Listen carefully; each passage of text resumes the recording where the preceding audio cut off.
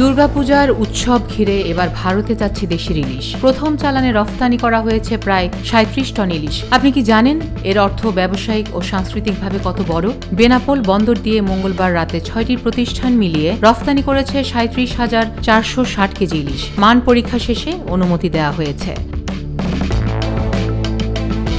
প্রতি কেজি মূল্য $12.50, প্রায় ১৫২৫ টাকা। এ বছরের জন্য সরকার ৩৭ প্রতিষ্ঠানকে ১২০০ টন ইলিশ রফতানির অনুমতি দিয়েছে। মৎস্য অধিদপ্তর নির্দেশ দিয়েছে ৫ অক্টোবরের মধ্যে এই রফতানি শেষ করতে হবে।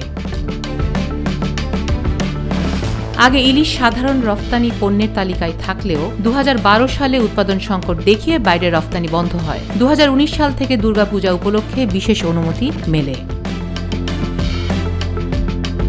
ভারতের কলকাতার ৫টি প্রতিষ্ঠান ন্যাশনাল ট্রেডিং, FNS ফিশ, জয় সান্তোষী, মা ইন্টারন্যাশনাল ও আরজে ইন্টারন্যাশনাল প্রথম চালান আমদানি করেছে। প্রশ্ন হলো, এই রফতানি কি দুই দেশের বাণিজ্যকে আরও জোরদার করবে এবং উৎসবের সময় ইলিশের চাহিদা কি ঠিক মতো পূরণ হবে?